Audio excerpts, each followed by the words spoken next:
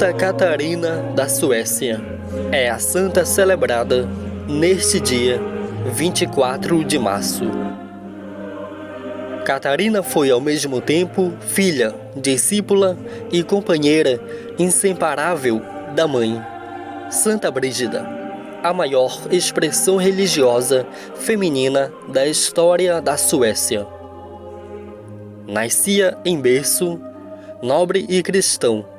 Em 1331, Catarina recebeu educação e cultura, com sólida base religiosa. Aos 7 anos de idade, foi entregue às irmãs do convento de Risberg, que souberam desenvolver totalmente sua vocação, cristalizando os ensinamentos cristãos que já vinha recebendo desde o berço.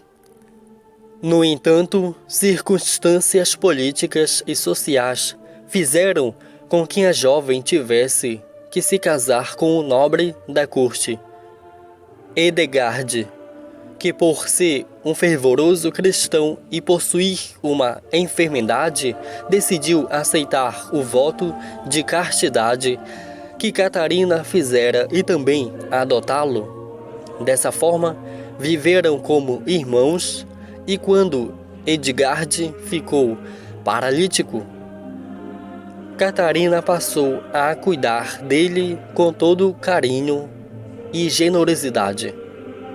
Por ocasião da morte do pai de Catarina, sua mãe Brígida resolveu voltar-se totalmente para a vida religiosa, iniciando-a com uma romaria aos túmulos dos apóstolos em Roma.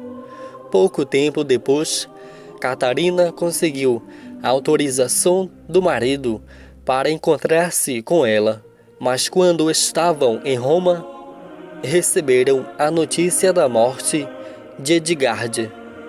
Então, ambos fizeram os votos, vestiram o hábito de religiosas e não se separaram mais. Catarina acompanhou todo o trabalho de caridade e evangelização desenvolvido pela mãe. Ajudando-a, fundaram juntas o duplo mosteiro de Vadstena, na Suécia, do qual Brígida foi abadesa, criando a Ordem de São Salvador, cujas religiosas são chamadas de Brigidinas. Catarina, como sua assistente, seguiu-a em todas as viagens perigosas em seu país no exterior, sendo muitas vezes salva de ameaças por um servo selvagem que sempre aparecia para socorrê-la. Por isso, nas suas representações, sempre há um servo junto a ela. Foi após uma peregrinação à Terra Santa que Brígida veio a falecer em Roma. Catarina acompanhou seu corpo de volta à Suécia e foi recebida com aclamação popular, junto com os restos mortais da mãe, que já era venerada por sua santidade.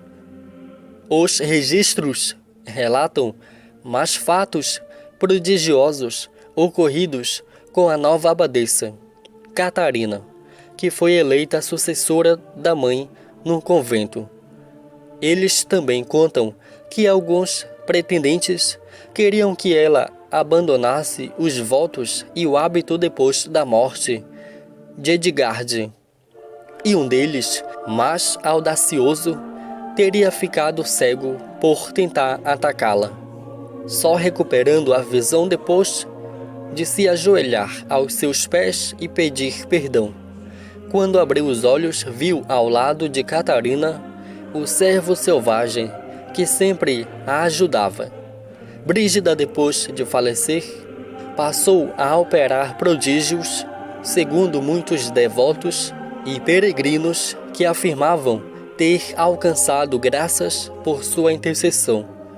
Por isso, a pedido do povo e das autoridades da corte, a abadesa Catarina foi a Roma requerer do sumo pontífice a canonização da mãe em nome da população de seu país.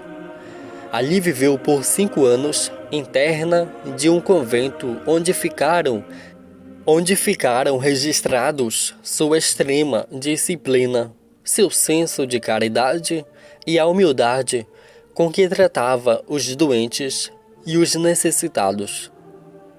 Catarina, quando voltou para a Suécia, já era portadora de grave enfermidade, talvez pelas horas de duras penitências que praticava. Tinha 50 anos de idade quando faleceu no dia 24 de março de 1381.